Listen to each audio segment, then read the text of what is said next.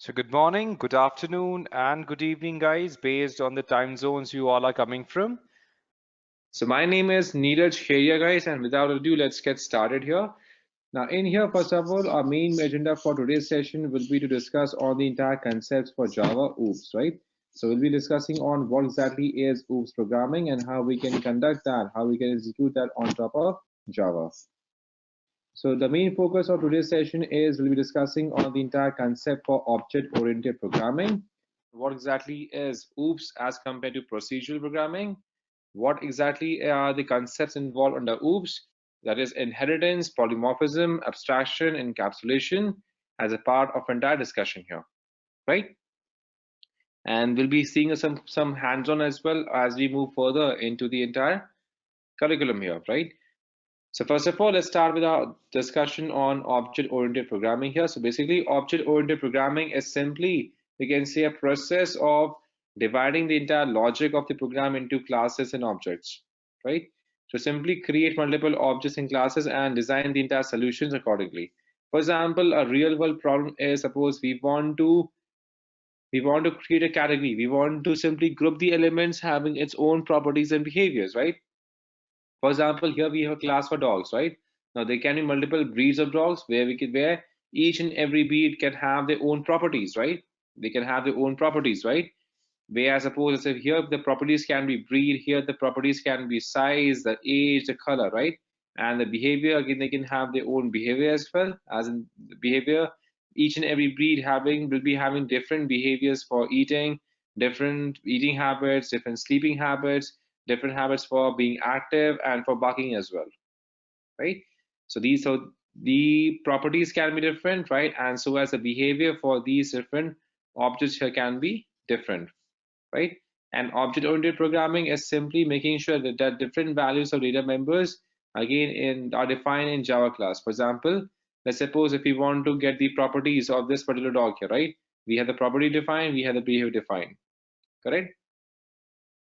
And same way for each and every property, for each and every type here, for each and every breed here, we have defined the properties and behavior accordingly. So that whenever we want to refer any specific breed here, we can do that easily by defining that particular object, right? So you can say these are what? These are different objects that we have currently created, and we will be designing the entire logic of a program surrounding these objects one by one, right? That exactly is what object-oriented distribution here, or we can say object-oriented programming. Now here we have OOPS versus procedural programming altogether, right?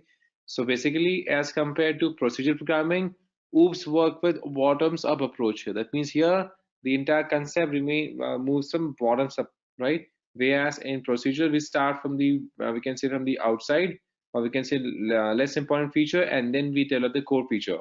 Whereas in object-oriented programming, we first of all focus on developing the core and then adding utilities to it, right? Whereas in object, everything is divided to objects, so that the main purpose, or we can say main advantage of objects are they can be referred by any other classes or any other programs as well. It can be done easily, right? Or if you want to pass on the properties of one particular object to the other, again, that is easier in terms of object-oriented programming. But again, procedural, everything is attached to functions, so that if you want to use the same thing for others, again, that's not doable easily as compared to object-oriented programming here, right? And here we have access modifiers that we can allow, that we can use for granting and for limiting the access to any of the services here. Whereas procedural does not have the access modifiers attached here. And in object-oriented programming and OOPS, we can simply move and communicate with the objects through member functions. Whereas in procedural programming, data can be moved freely from one function to the other in the system altogether as a part of procedural programming, right? And object, since everything is created around object, it is more secure. Whereas in procedural, everything is less secure because again there is no common object assigned here, right? And again they are more open as compared to object-oriented programming, right? That's why they have a better chance of being more vulnerable to the attacks as compared to any particular logic or program written in OOPS concept. Now let's focus on the first of all the OOPS concept here. The first of all we have encapsulation, then we have inheritance, and we have polymorphism, and then we have abstraction, right? Now let's understand these step by step. Now, first of all, let's start with the concept of inheritance. Let's start with the concept of inheritance here, right? So inheritance is, suppose let's say we want one particular class to extend the properties to some other classes, right? Then we can use inheritance. Then we can use inheritance in those cases, right? So for example, we have any kind of properties, right, that we want to assign to any other classes, right? Then we can do what? We can simply use a concept of inheritance. For example, let's say here we have a category, main category of animals, right? Now mammals, reptiles, amphibians, birds, they all are from the animal kingdom itself, right? Here we are not talking about plants, right? So these all are different types of animals, but again, they all belong to the same animal kingdom. That means they all are sharing the property of animals, correct? Right? So here what we have here, we can refer animal as a parent class, and again, these mammals, these are all child classes, right? Which are inheriting the property of the animals, correct? Same way, if we talk about, again, this is how we define the entire inheritance here. For example, now this is a class, right? Now this is a class. That means suppose if we are defining any particular inherited class here, then suppose here we have multiple classes. For example, let me showcase you how exactly it is structured. So for doing that, we can open up our IntelliJ. Just a moment. Now, inheritance is really helpful, guys. Inheritance is really helpful in reducing the weight of the entire code. So let it load the entire project here. Now, in order to understand the basic concept for inheritance here, for example, let's suppose here we have class A. Let me zoom in this for you all. So for example, here we have class A, right? We have a single class A, right? Now we want, suppose in here, we have defined the entire statements here, right? In here, we can write multiple statements in order to write this as a part of, here there can be multiple statements that we can define here. There can be multiple statements that we can define here, right? Now there can be multiple statements that we can define here as a part of classes here, correct? Now, same way, suppose if we want to write something here. So suppose here we have a separate class with us, right? Suppose now here we have another class. Suppose let's say here we have class B. Here we create class B here where we want to extend this, right? Now whatever property we have defined in class A here, we want to extend this. Whatever object we define in A, we want to extend this into B itself, right? Then we can use this syntax here. So whatever property is defined for class A will be carried forward to class A, right? So that what we are doing here, we are now whatever property, whatever, suppose here we have defined multiple objects in class A, right? So whatever we define in class A can be extended to class B, right? Same way, suppose if we want to extend this to another class, suppose let's say here we create other class here, and suppose here we create a class, suppose here we create a class C here, right? Now if we want to extend class C to suppose to whatever we had defined under class B itself, right? Then we can use class B and then we can start defining the properties inside the class itself, right? So again, this is how the entire concept for the inheritance works here in Java itself. That's how the entire concept for inheritance works in Java. So whatever property, suppose we had defined multiple objects here, then we can replicate the same object in some other classes as well, step by step, right? As a part of classes that we can inherit. So whatever method we define here in these classes can be passed on to some other classes as a part of inheritance. So for example, now let's take the same example for animal forward. For example, here we have the concept of animals here. So let's erase this up. Now suppose here we define one animal here as class animal.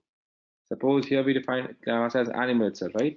Now under animal, suppose let's say here we are simply defining any particular syntax here. For example, in here we define void. Now here we define one object for eating, right? Suppose here we can define for eating, and in here we are defining a simple print statement. We can define system.out.println, and in here we can define any whatever we are trying to type here.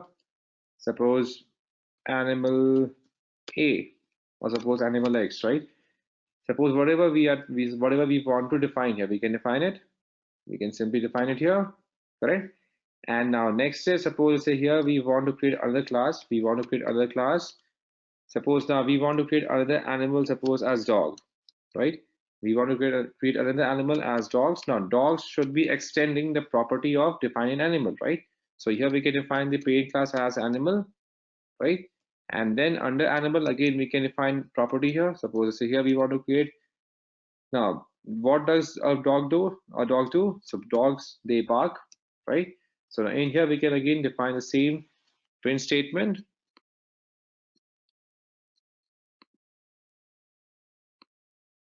Suppose animals, they do eat. The animals, they do eat here.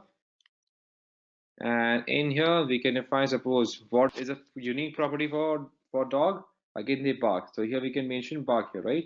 Same way we can create another class here, right? Suppose let's say suppose here we create another specific breed itself. Suppose here we create another breed itself. For example, here we create pug, right? So again, now pug is again a type of dog itself, right? So again we can simply pug should be extending dog itself as a class that we had defined here, right?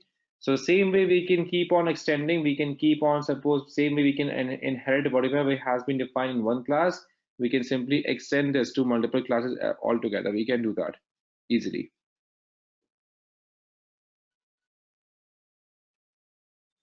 right? I suppose here we want to simply define, now here we want to simply print out the entire dog statement as well. Again, we can simply test the inheritance. For example, suppose here we can define another class such as only inheritance. Here we can define inheritance. Now under inheritance, suppose here we want to use public static void main, and in here we can define string argus.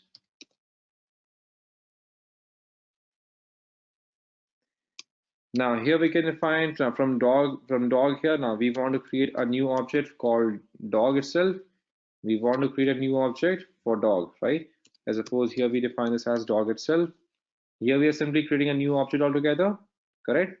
And in here here we want to inherit the properties, as means dog should be barking as well as they should eat as well, as a property that we have already defined here, right? So we have eat and when we have bark, so that exactly we are calling here.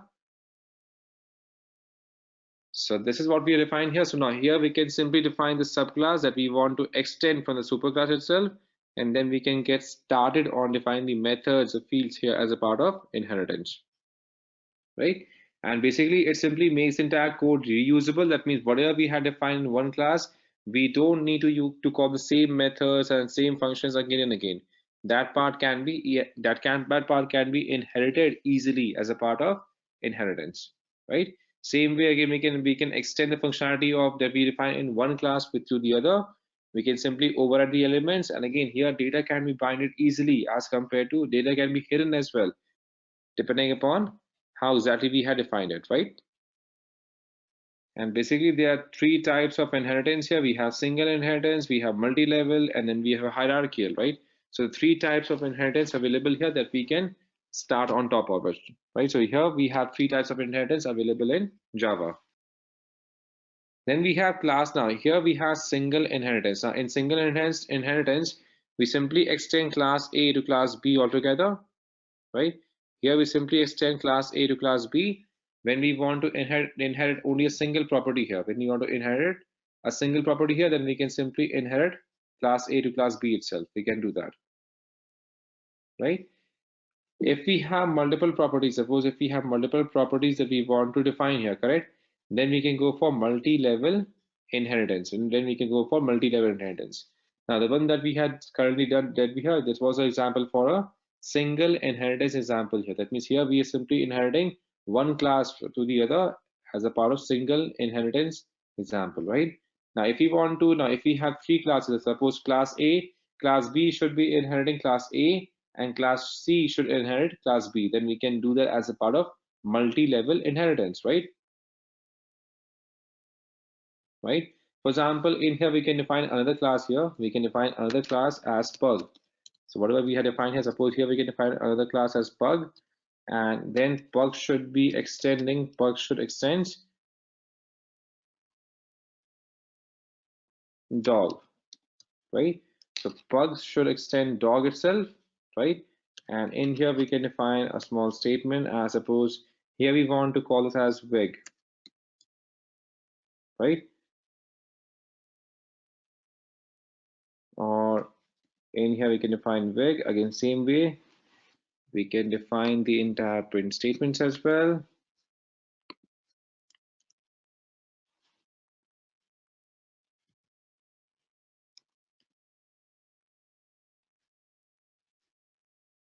Just like they tell the wigs itself. So now here we can define one property for wig, right? And same way if we want to define, now here we want to define a new property here. We want to test it out, right? Then what we can do, we can simply, instead of dog here, we can simply create one for pug itself, right? And now we want to create a new pug instead of simple dog. Now this pug should be, doing what? This pug should be barking, eating, and it should wig as well as a part of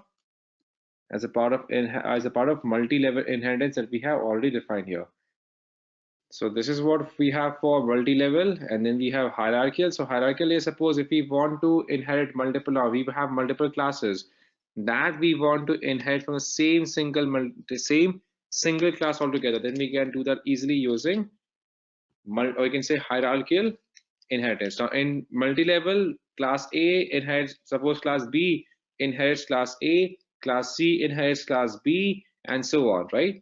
But again, in hierarchical, again, there can be multiple classes defined here, and they can all be inheriting from a single class altogether. That's how it can be structured here as a part of hierarchical inheritance. So let us see to this how exactly we can go ahead and perform the complete hierarchical inheritance as well. For seeing a small hands-on here, what we can do, we can simply come back here. Now, same way what we had done is we have simply, now we have class animal, right? Now, instead of using the same class as dog here, let's do one thing. Let's create one another animal here, suppose as zebra, right? Again, zebra should be extend animal, because again, zebra is not a type of dog. Zebra is what? An animal itself, right? So what we have here we have two classes being derived from the main class as animal itself, right? Now, in here we can simply create one another class altogether, like we have zebra, right? So here we can define zebra as a part of the entire. For example, here dogs barks, zebras they don't beg. So here we can also go for run as well. Now in here we can define multiple properties that we had defined, that we had derived from the main class altogether, from the main class, that is animal, right? So here what we had done is we have simply defined a zebra, suppose, and then in zebra itself what we had done, suppose, let's do one thing. Let's define the same for barking, for dog, right? And then they also want to, we have removed wig, so we can remove wig here as we don't have it. So as you can see, what we have done is we have simply used the hierarchical inheritance. We can say how we have used the hierarchical inheritance in order to call the same class, call the parent class, and derive it from the child classes. We have done that, right? Now we can move on to our next topic, that is polymorphism. Now next we'll be discussing on the property for polymorphism. So polymorphism is again a property of an object which is allowed to make multiple forms here, right? So basically we have two types of polymorphism here, compile time and runtime. Now, basically, in here we have two types of polymorphism available here. We have the compile time, and then we have overloading. So compile time of polymorphism is basically static, right? So basically, when we are running it for overloading, correct? So overloading is basically we have to take care of these three rules, these four rules when we are focusing on overloading here. It should be having a different argument list. It can return different types of argument if line is different. It can throw different exceptions and can have at least a different access identified modifiers here, right? These are the rules that we have to follow when we are focusing on compilation. We can say compile time polymorphism. And runtime polymorphism is basically used to resolve during the runtime itself, right? So here we are simply, what we do, we simply override the method argument list, which must match the overridden method. And this return time must be the same as the overridden method itself as a part of rules for overriding, right? Then we have abstraction. Then we have abstraction here. Now, basically, there are two ways of achieving an abstraction here, guys. So first of all, now basically an abstract class is a template to define methods and variables of a class that contains one or more abstracted methods. That's why we use it, right? And it can provide from 0 to 100% as abstraction. Basically, here it must be declared with an abstract keyword. It should have at least, it can have both abstract and non-abstract keywords as well, and it cannot be instantiated. It can have constructors and static methods both defined, and can have some final methods also defined here as a part of abstract method altogether. And interface, again, interface as in Java is simply a blueprint of class which contains static and abstract methods both, and it simply provides 100% abstraction. It simply provides 100% abstraction as a part of the entire continuation of the journey here, right? So basically in here, the class can extend classes. The classes can simply implement the interface, and again, interface can be extended to another interface as a part of abstraction offered and as a part of OOPS concept. And at last, we have encapsulation. So encapsulation is simply a mechanism of wrapping up of data and code acting to the we can simply bind multiple methods in a simple layman terms. We can simply bind multiple methods using a simple unit altogether, right? And basically, it is achieved by declaring multiple variables of a class as private, and then we can provide the public setter and getter methods. There are two methods here, public setter and getter, to provide the access here, right? So I hope we all are clear on the entire logic here, guys. Thank you so much for joining, guys, and have a great day ahead. Take care. Bye-bye.